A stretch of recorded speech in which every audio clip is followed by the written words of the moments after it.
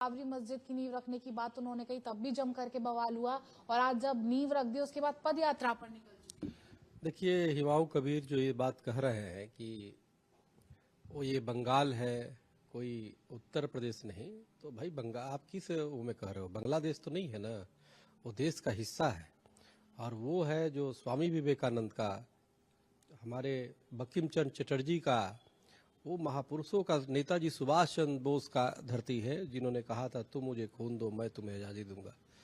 और वहाँ पे उस पवित्र धरती पे इस प्रकार के विचारधारा, जिन्नावादी सोच की मानसिकता के लोग, मुगलों को, जिन्होंने तुम्हारे पूर्वजों को रौदा, तुम्हारे पूर्वजों के मंदिरों को तोड़ा, हिमाऊ जी को अगर जो उनका 5-10 पुस्त आगे पीछे चले जाइए तो पता चलेगा वो भी कहीं ना कहीं हिंदू थे, लेकिन उनके पूर्वज डर से बदल लिए, धर्मांतरण कर लिए।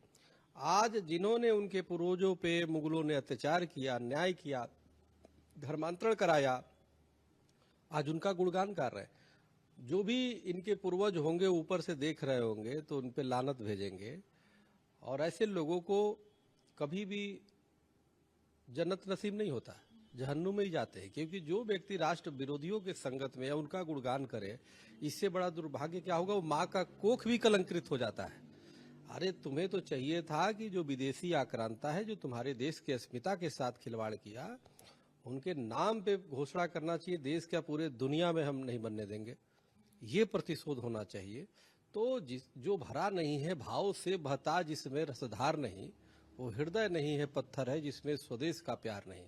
जो तुम्हें अपने स्वदेश से प्रेम नहीं है, जो जो हमारे देश पे मुगलों ने आक्रमण किया, तहस नहस किया, सोना लुटेरे थे और वो लूटने आए थे, तुम उनके नाम पे मस्जिद बना रहे हो।